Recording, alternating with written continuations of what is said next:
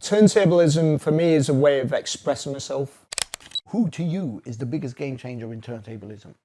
I used to battle and I used to find it fun, but now I've moved on from that, you know what I mean? I still respect it and everything. So on paper, you're better than him. And if it hasn't happened, just make something up. No one watches the channel anyway.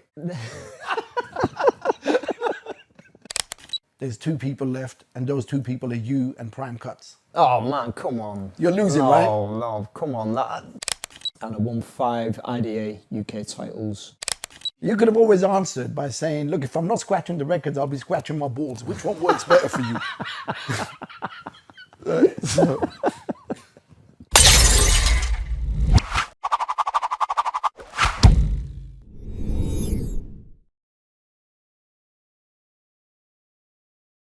On the 521 sofa today, we have 8-time UK DJ champion. This is a guy who's 100% put in the hours and then gone on to use the experience to start a business which can help events, clubs, and DJs across all genres. So if you're a DJ, this could benefit you if you don't already know. But before we begin, please subscribe to the channel, click the bell to receive the notifications, like, share, and get involved in the comment section below.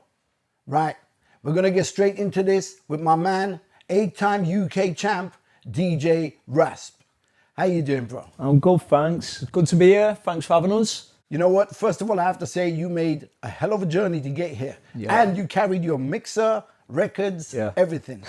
Yeah. So, bro, thank you for doing that. Appreciate that. All good, man. Where do you want to start with this? Because I know you got quite a deep history. Yeah. And I'm guessing a lot of people that aren't into DJing aren't going to know about what you've achieved, what you've done, what you're doing now. So before we go deep into everything, do you want to tell us a little bit about your background? Okay, yeah. I started in 1996. I was a kid who used to collect records, you know, got some cheap belt drive turntables and got hooked on it, you know. Started making mixtapes and then started, you know, DJing in bars and little house parties and stuff like that. Then progressed on to playing clubs, and then I got into the battle scene and started, you know, getting into turntablism and all that type of thing. And then, yeah, I eventually hooked up with a few like rap crews from Merseyside, and yeah, just started like jamming with them and ended up like, you know, producing and touring with them and stuff like that. So yeah, it's just been it's been a fun journey. These rap crews that you were working with, whose idea was it to start the groups? Was it the rappers looking for a DJ? Was it you looking for rappers? Yeah, it was rappers looking for a DJ, and I ended up with a crew. We was called the Shakti. I was from Merseyside and Liverpool, and I actually knew of one of the rappers, a rapper called Philly Wiz. He went to the same school as me, but I didn't know him in school. He's a bit older than me. And some lad from round ours, he's like, oh, I know some guys who want to rap with a DJ. Would you be interested? I was like, yeah, go on.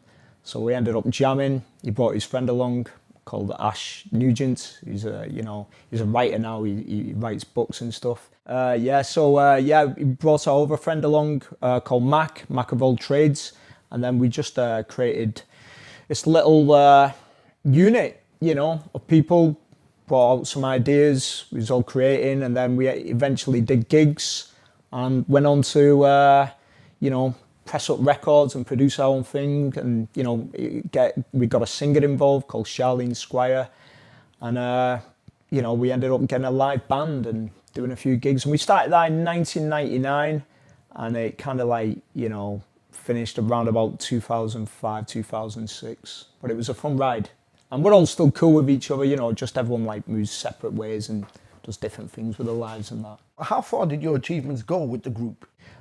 We did quite a few gigs. It was more on a local level, but we played quite a few national gigs, you know, different cities. We come to London. Was it the Muff Jam in Brixton? I think that's what it was called. Yeah, we played there a few times. Yeah, we played a few gigs around the country.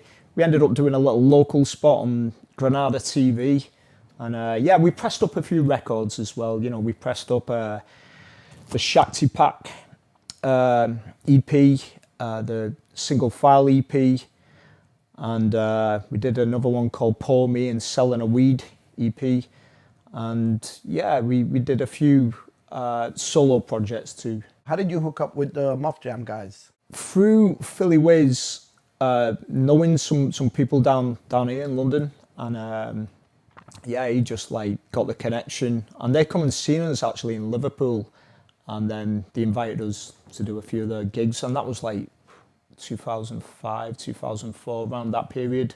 That was the first time we all went to London as a crew, and yeah, we did a few gigs and we got on with the lads, and yeah, we met a few other like artists that was on the scene at the time, and yeah, it was cool. What was the scene like at the time? Was it kind of hard for you being from outside of London? Was it easier because people were like more kind of excited about people getting into the scene in London? Yeah, it was exciting for us because we don't come to London much, you know, as a crew. You know, I've been to London a few times before that when I used to do the DJ battles and that.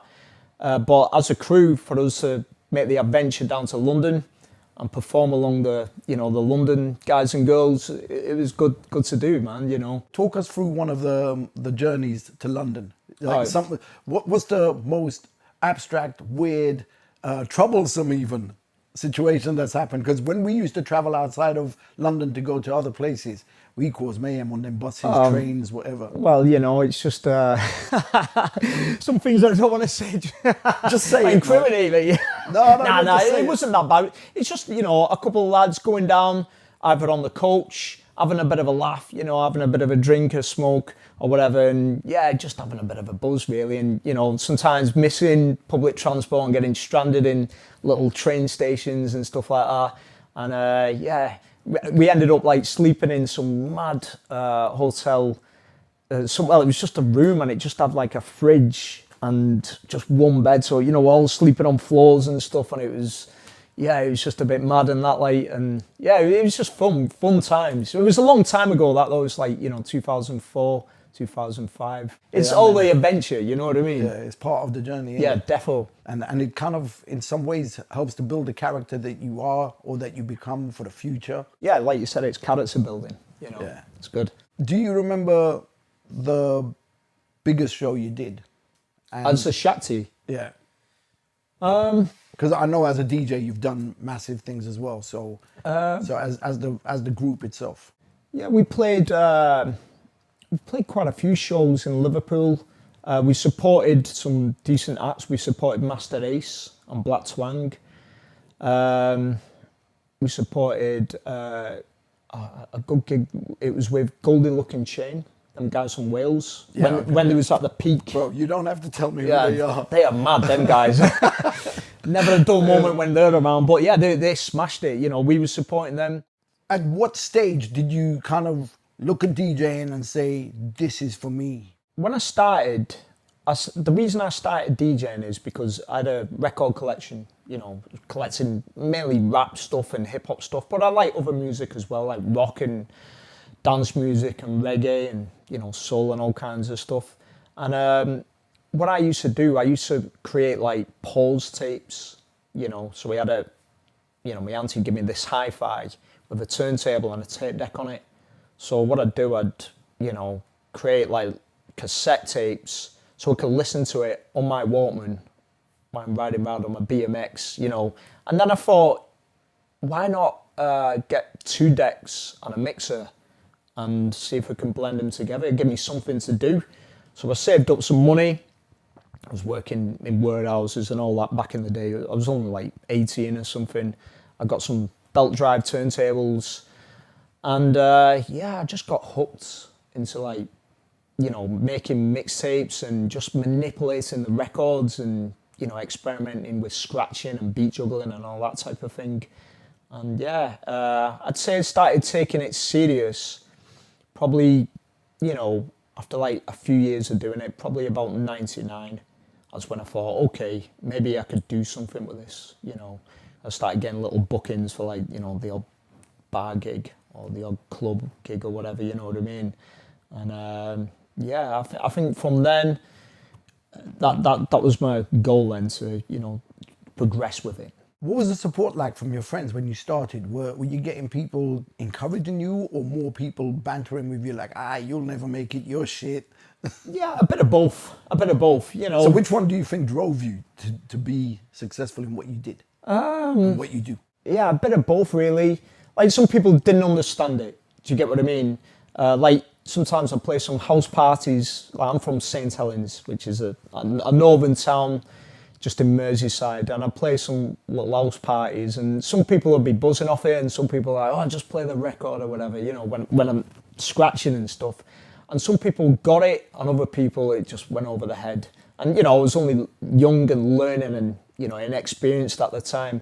So I think both comments, you know, from negative comments and positive comments, drove me to, okay, I'm just going to do it. You know, it felt good doing it, you know what I mean? It felt good to be on the turntables, to be cutting it up and, you know, creating mixes and, you know, watching crowd reactions and watching people dance and stuff like that. You know, it's a good feeling, so I just stuck with it. So what do you prefer, the club side of it where you're playing records and watching people enjoying themselves, or do you prefer the technical side where you're on the turntables and actually doing turntablism and people are just watching in awe? I like them both for different reasons, and I like to combine the two together. Turntablism for me is a way of expressing myself, you know, scratching or creating a routine or beat juggling or whatever. It's a good way for me to, you know, really express myself and get lost, and it's really good escapism for me. You know, I like playing in clubs as well, you know, making people dance and, you know, just creating nice vibes and a good atmosphere for people, because I play all kinds of music now. When I first started, I was playing a lot of hip-hop stuff, but I branched out, you know, and I play like a lot of multi-genre style sets now, you know what I mean? I think it's easier nowadays, isn't it? You're not going to get stoned and beaten up outside because you played, I don't know, Madonna in the middle of a Public Enemy song. That's true. Times are very different now. People are a lot more open-minded when it comes to music, and I think that's true. Even some of the elders as well. Yeah, definitely. There's some that I haven't, but, you know. Well, I think that's due to technology, like the iPod generation, Spotify. People are just, you know, into everything nowadays, you know what I mean? Everything that's pretty much free. Yeah. Well, we have YouTube as well, you know what I mean? So you can you can listen to any song at any time of the day, you know, because we all have mobile phones and laptops and all that. You know, it's very accessible, isn't it? You know what I mean? How has that affected what you do in terms of a lot being available for nothing? Like, this is your income, this is your livelihood, but yet everything you have to give away free to get a little bit of attention. Well, the game's changed a lot, you know what I mean? And I blame you for that. Maybe we should blame technology. No, it's easier to blame you, isn't it? Okay. And you're smaller than me. I'll hold my hands up like. It's my fault. Sorry, people. No, I think technology's changed a lot, and it's changed a lot of people's listening habits. You know what I mean? And I don't know whether it's for the better or for worse. I don't know. It's a double-edged sword. Pros and cons in everything. Definitely.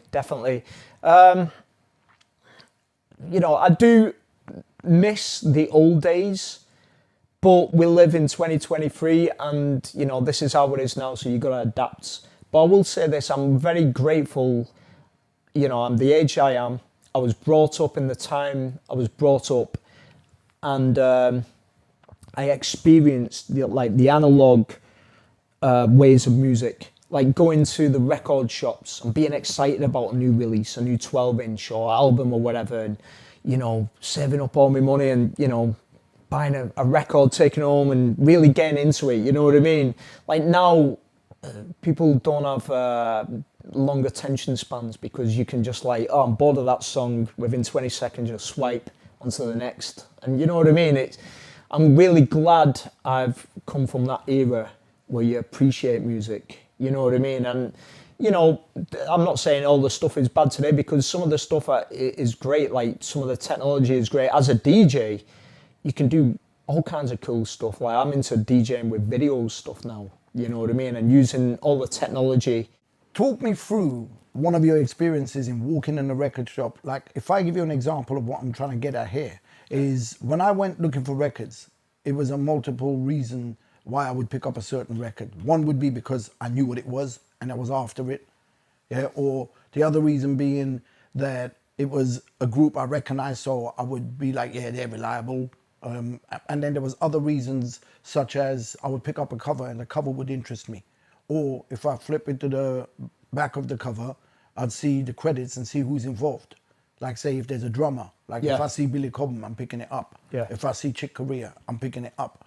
You know, so talk us through one of your experiences. Okay, yeah, so all of them reasons, what you just said then about the records, but also, you know, the gamble of going into a record shop, seeing a new cover or new artist, listening to it in the record shop and thinking, yeah, I'll take a chance on that, you know.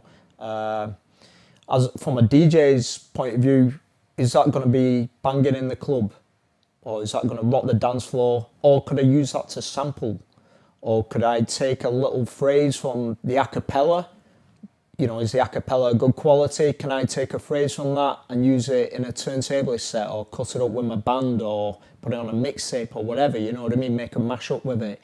So yeah, lots of different reasons really. You said a cappella. So did you specifically pick up certain records in the hope, like say for example you heard Far Side. Did you pick up a record hoping there was an a cappella because you heard a couple of lines in there that you thought you could use in a battle? And oh yeah, definitely. Yeah, some records I've specifically got for the a cappellas, you know what I mean? For scratching, you know, most of the time I like the song as well, but yeah, there has been certain songs that I've hunted down, especially when I was in a band and we was recording tracks. Oh, we need a phrase with that. Well, that guy raps about it, you know what I mean? So yeah, let's see if we can get an a cappella of that. And sometimes you couldn't get the a cappella, so you had to like drop the bass off it and cut with it that way. You know, like DJ Premier does that a lot, but he makes it work really, really well, you know what I mean? well, I mean, they spent about 10 days in the studio just to do that little bit. So they had the budget we didn't have. Yeah, we didn't have that. But, you know, it was the fun elements of searching for them like little samples, you know. But now, you know, I was saying about the technology, you can do all of that stuff. You can have instant a cappellas and instant instrumentals now with some of this new DJ technology, which is incredible. As a rapper and a producer myself, there was one specific record that I always went to because I knew there was something I would get out of that. No matter what, there was always something on that record I could get. Is there a record for you that does that? Wow, there's so many. So many. If you had to name one, what's the most cut up a cappella you've got? To the point where you've destroyed the record and had to steal your friend's one. Oh, wow. While you're thinking, I'll tell you what my one is. Yeah. OC, Time's Up. Oh, yeah, that is a good one. You lack the minerals and vitamins. Yeah. Hear the Drummer Get Wicked, you know, the Public Enemy sample. I've cut that up a few times. Oh, there's so many to think about. But yeah, OC's Time's Up a cappella is a good one to use. The more emotion I put in it, the harder rock, all that type of stuff, you know what I mean? I've seen some people use that in battles, and yeah, just his voice, the way his vocals were recorded was great, you know what I mean? Crazy. I've cut up some of your a cappellas before as well. Oh my God, man. you took it there. Jesus, I'm going to have to sue you now. Which one of mine did you cut? From the Word Lab. Okay. What did I use? The Time Is Over and Finally We're Here. Yeah. We used it on our Shapti pack 12-inch. I'm just going to call my lawyer. Go and do it, man. Has there been any situations where you thought, you know what, that guy's a prick, man. I'm going to bottle him or something? Nah, not really, man. You know, as a crew when we was younger, you know, obviously you're doing young stuff. There might be, testosterone. A bit of that going on, or a little bit of ego. You know, with battles and all of that type of thing. I've seen it happen. You know what I mean? Not with myself, but I've seen it happen with b-boy crews battling each other, and you know, DJs and all this, and some rappers. You know what I mean? But yeah, we was all cool with each other. It's so competitive. Oh, and yeah, some people take it so personal when they lose. Yeah. Oh, definitely. And the questions all come out like, how come you won? Is it because your hair's different to mine or something? I don't know. Like when you moved your head, did your hair flick in a way that was sexy or something? Do you think you've ever won a battle like that? Because of my hairstyle? Yeah. I don't know. I used to shave it back in the days, but maybe now it would be a different story, you know what I mean? Imagine it's like, fuck his turntablism. It's just about the hair, isn't it? Have you ever been in a random situation where there's an American artist, for example, a big American artist, and they're like, yo, our DJ got held up at the airport. I need a DJ. You up for it? It's got to have happened. You've been around a long time, bro. I'm trying to think. And if it hasn't happened, just make something up. No one watches the channel anyway. Oh, man. Why am I here? What made you get into the battling side of things? Well, I used to watch a lot of DMC tapes in the early days. You know, Cutmaster Swift, Cash That's Money. got to be the best one, isn't it? Cutmaster Swift used to kill it, you know. Everyone remembers him from the 1989 stuff, but I really like his 1988 DMC. Remind me which one it was where he left the turntables, stepped back and started doing the whoop. That's when he won it in 1989. That was at the World Finals. I was there right at the front. Wow. Yeah, Wow. I was there. Amazing. Wow, it just blew me away. I was like, obviously because I knew him as well, not closely or anything like that at the time. We just knew him, but when I saw that, I was just, whew, like Yeah, he he's killed taken it. it to another level. Yeah, he killed He's it. brought entertainment to it. Oh yeah, definitely. But I like that set, but I like the energy of that set and some of the stuff he was doing and some of the tricks. And that turntablism was in its really infant stages back then, you know what I mean? But I really like his set the year before from 1988, and he's doing like this echo scratch. Cash Money, game changer, right? Oh yeah, totally.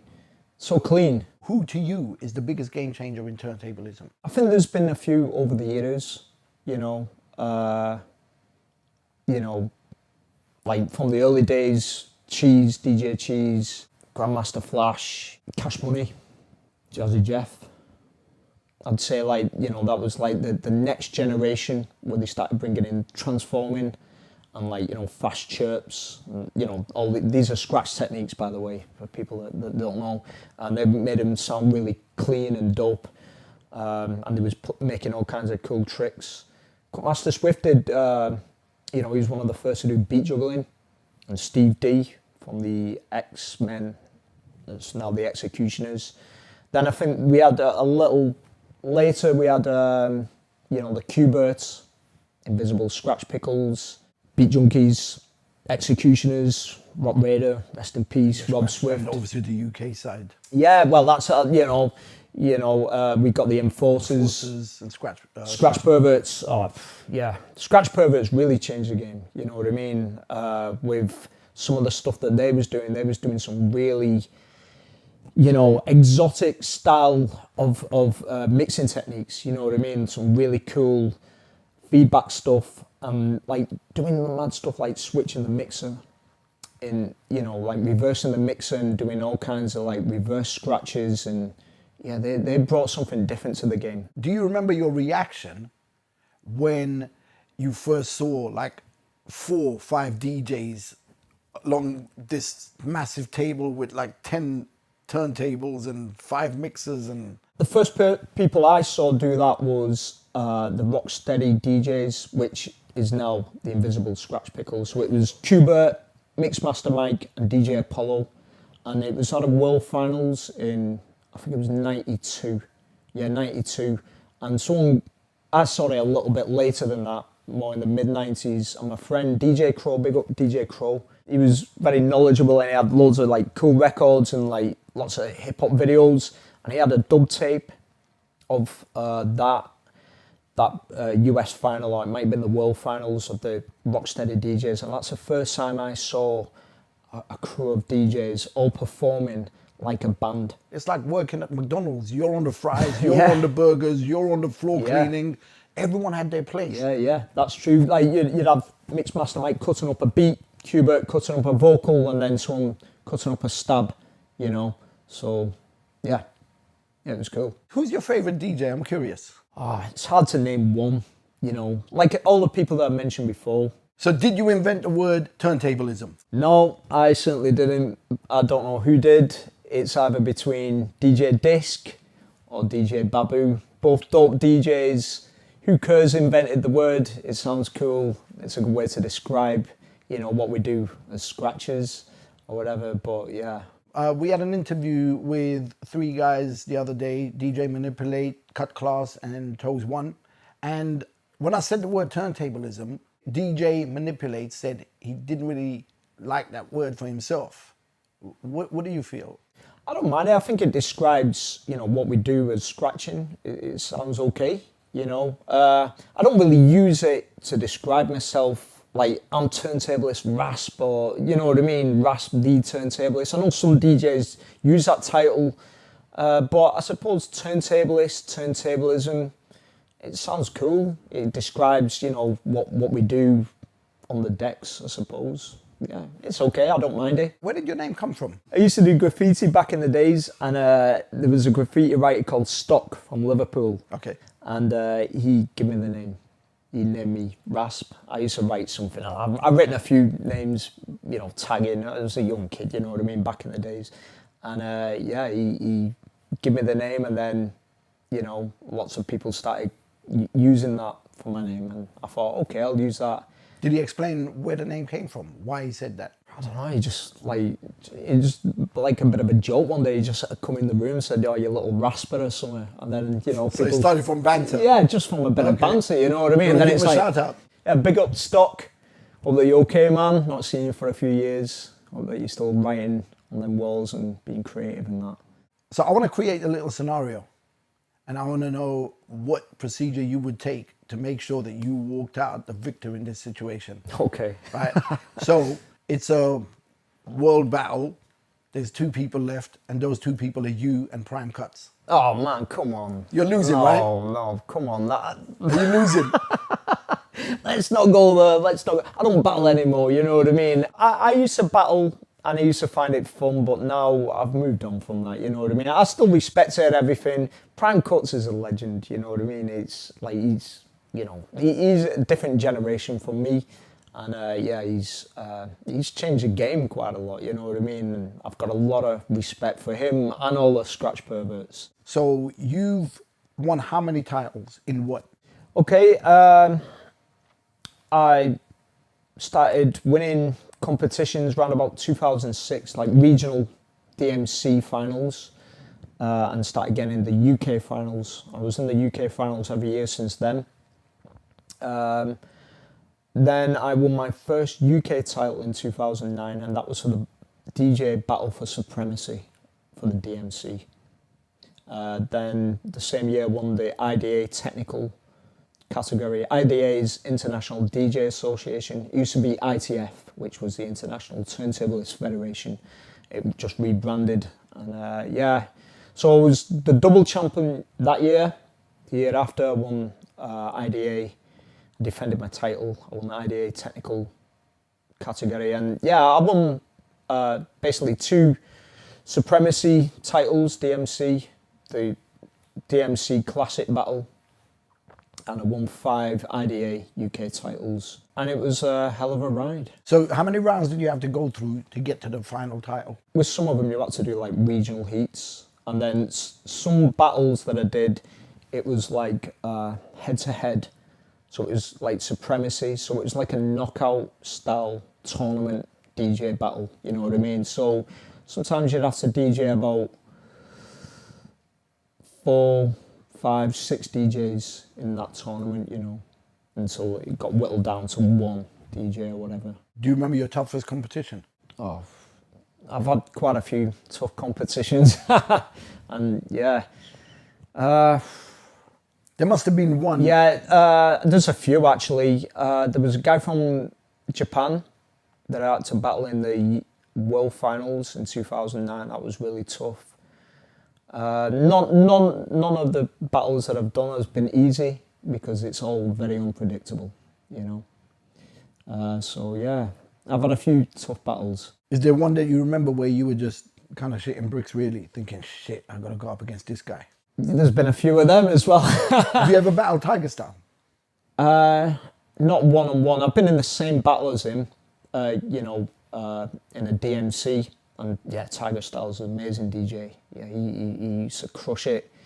So I've been in the same battle as him. I think it was in Birmingham 2002 at a DMC regional. But everyone did 6 minutes and they picked the best overall. Tiger Style killed it. How many titles has he got? I think he's got 3 world titles. So on paper, you're better than him.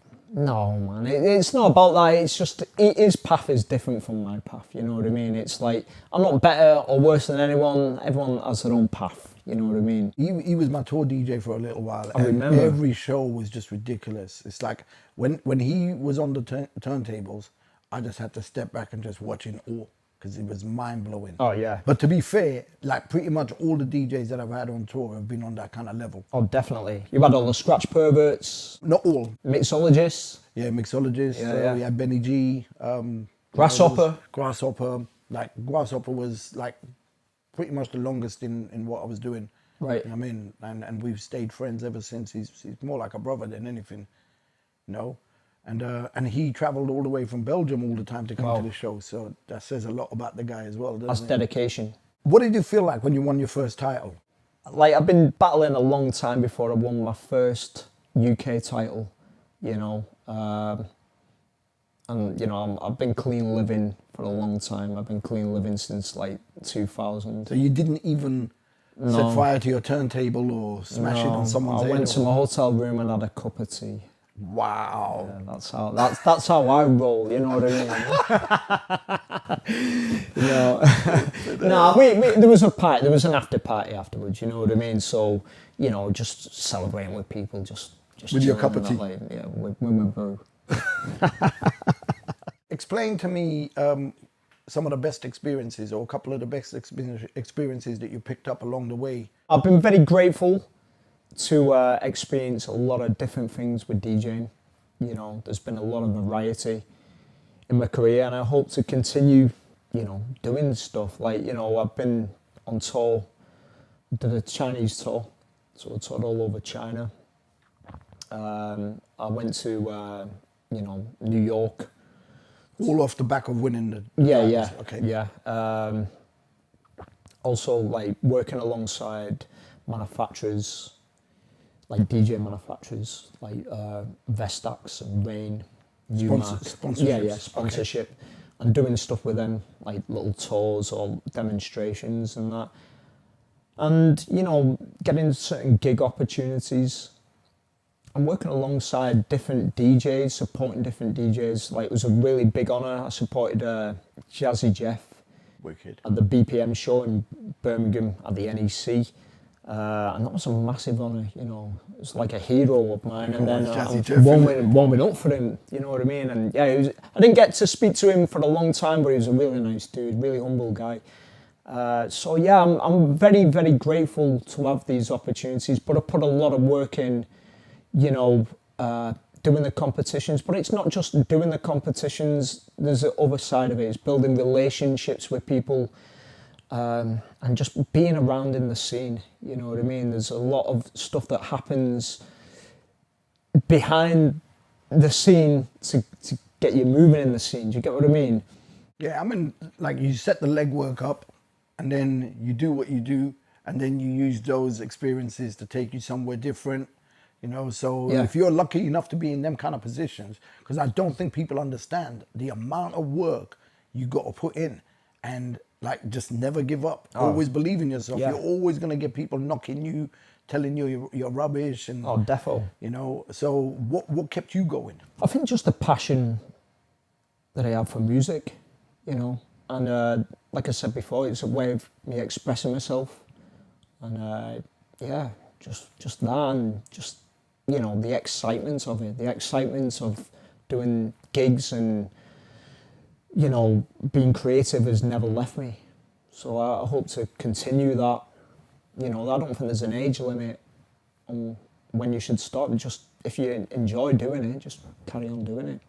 So did you ever get your mom kind of going, stop with that rubbish, chicky, chicky, wiggy, chicky, wiggy? All the time. My mum and dad, they were, back in the days, it's like, what are you doing? You know what I mean? And then You could have always answered by saying, look, if I'm not scratching the records, I'll be scratching my balls. Which one works better for you?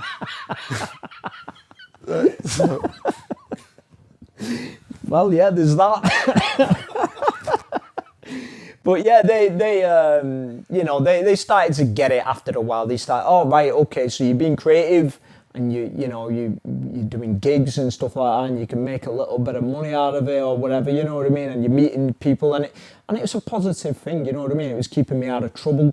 You know, I'd say doing DJing and getting involved with hip hop taught me, you know, to have a lot of self-discipline, and it kept me out of trouble. You know, as a kid growing up, you get into all kinds of mad stuff, you know, especially from a, working class northern town or whatever, you know what I mean? Like, just like anywhere really, you know, there's a lot of like bad distractions. So, you know, I think DJ kept me on a positive focus. Again, it comes down to, the dedication that keeps you focused on what you need to do, and all of that helps to keep you off the streets and in the bedroom practicing. Yeah, definitely. And then look where it led to, the achievements, the sponsorships, everything else. Look, I mean, at the end of the day, there's not that many people that have been in your position. No, I'm very grateful for, everything really, but it's not been easy, like for me, especially the battling thing, that took me a long time to really discover what I needed to do, discover my style, develop my style, and then be comfortable with it, and, be able to perform it, and, have the confidence to do battles and do well in battles. It was a long slog for me. My path is different from some of the DJs, that you might have heard of, the younger DJs, or like A-Track, he entered once and then he ended up winning a world title. My path was very different from that. Mine was more of a long slog. And you didn't mention Craze. Yeah, well, no, Craze actually had a bit of a long slug, Yeah. No, I'm saying earlier when you were mentioning a bunch of DJs. Oh yeah, well, Allies. Yeah, I meant to mention them. Yeah, the Allies, all of the Allies, Craze, A-Track, Clever, Spectacular, Develop. All them guys were amazing. Still amazing. They're still pushing things, but they've gone in a different direction now. You know what I mean? But so have you.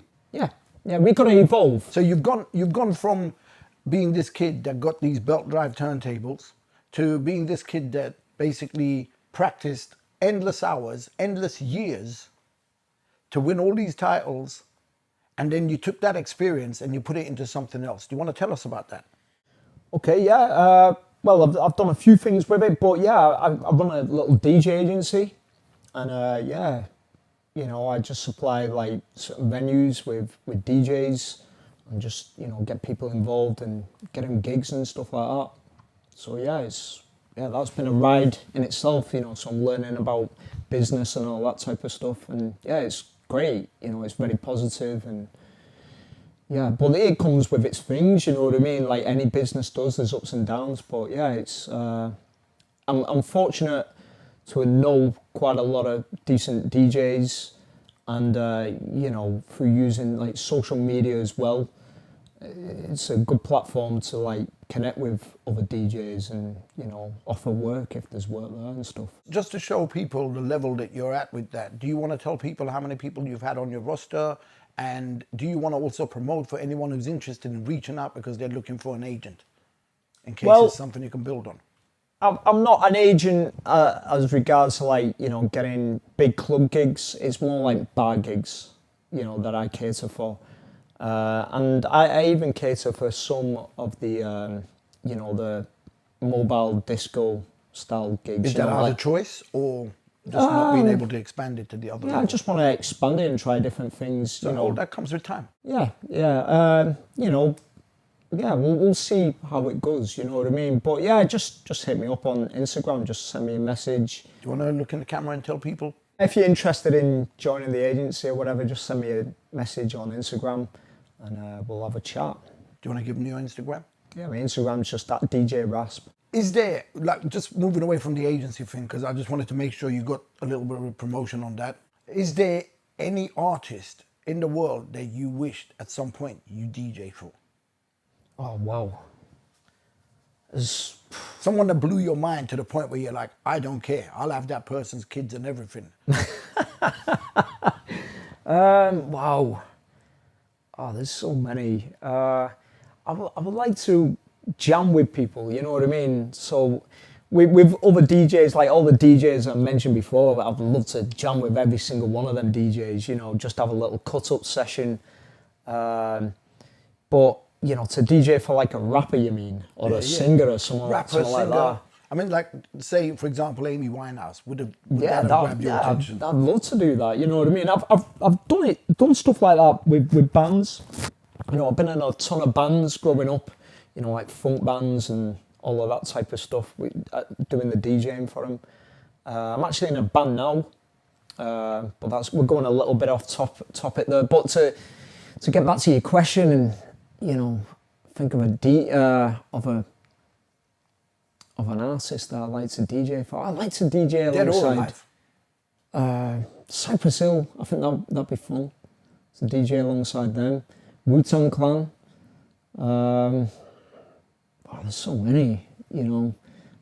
Even like some rock bands, you know, incorporate some scratching into some Iron Maiden tracks or whatever, you know what I mean? Yeah, something like that, you know. Yeah. Well, I mean, it kind of worked with the hairdo as well, wouldn't it? You just let it loose and flick it about and you're off. Yeah. Well, some rock bands have like DJs now, you know what I mean? So it's cool. Yeah, I was hearing about Mixmaster Mike. Yeah, he does stuff with all kinds of bands and, you know, obviously the Beastie Boys and all that when they was going. But yeah, it's great to see, you know. It's good that it's like, you know, the DJ is is basically a musician, if you want it to be, you know what I mean, using the turntables as a, you know, instrument, and it's just as respected as a guitar or drums or keyboard or whatever. Is there anything else that you really want to get out there, let people know about? Okay, well, I've been getting into DJing with videos lately. Oh yeah, so I've been doing the AV shows, and I'm finding that a lot of fun, you know. So combining visuals with sonics, I'm having a lot of fun doing that. You know, much respect to DJ Woody, DJ Yoda, Mike Realm, they're all like pioneers of that. But yeah, I'm having fun exploring that and doing a couple of gigs by doing that now, you know. So how did that come about? I was DJing for a venue a little while ago, and they asked me to put a show together. You know, they had a big screen in that, and I just got into it like that, really. And then I thought, okay, maybe I could do something like this on a regular basis. And I was DJing every now and again in some venues that had screens, and with the new technology, you know, and the new laptops, it's a lot more sturdy to do that now. You know what I mean? So. Yeah, just having fun, just watching YouTube clips or movies, chopping up bits of film, and then, you know, applying that to the music when I'm DJing. Some of it's like well thought out, and some of it I can do on the fly now, you know. But yeah, it's fun, but there's a lot of prep involved, you know what I mean? There's a lot of like... You got to know which parts you're cutting out. Yeah, you got to watch a lot of stuff, you know what I mean? So basically, it is turntablism, but with videos. Yeah. Okay. Well, just general DJing, you know what I mean? But I do add scratching to it. But yeah, and like I say, I play all kinds of music, so I can apply a lot of different visuals with the different types of music what I'm playing, you know what I mean? But a lot of it is using Final Cut and chopping up, you know, clips and then, you know, archiving them and adding them to your DJ set. So are you sponsored for that? No, I use Serato. I believe you can use other DJ software, but I just find Serato just works well with that, and I just like using Serato anyway. So what's your aim with that? What are you trying to achieve from that? With the video shows, just to entertain people, and entertain myself, you know what I mean? It's just something different, you know what I mean? I like doing different things with DJing, not just, you know, the same thing, you know what I mean? I like exploring different avenues of DJing. So yeah, I'm exploring that avenue right now, as well as doing other things. You know, I'm into production, and you know, I'm into creating music on the turntables. I'll still always make routines and little DJ sets and stuff. And yeah, it's just another avenue to explore using the visuals. With your production, how long have you been producing, and where can people find your work if anyone's interested in working with you? Okay, I've been producing on and off for a few years now. You know, 10 years, 15 years or something.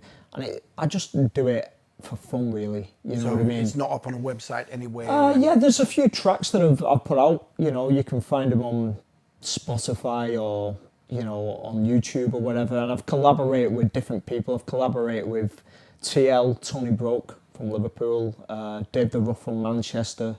And I've done a few of my own tracks, and I've done like different styles of music as well. So yeah, just check it out on YouTube. Just, you know, under DJ Rasp. Yeah, just type in DJ Rasp, and you'll find a lot of my scratching videos, but you'll see some of my productions as well. Any final words? Thanks for having us, and it's been a pleasure.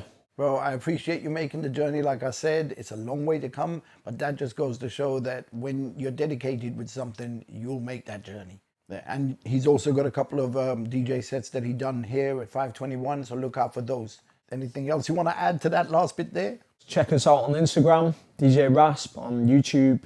Sometimes I do on Facebook, and sometimes I do it on TikTok as well. Sometimes I do live streaming on TikTok, and yeah, check us out on the web. If you want to keep in the loop with what DJ Rasp is up to currently, please follow him on all his connection pages linked in the description below. Be sure to subscribe to the channel, click the bell to receive the notifications, like, share, get involved in the comments section below, and also follow 521 and myself, Blade, on our respective Instagram pages. Until next time, don't wait for nobody to do what you could do for yourself.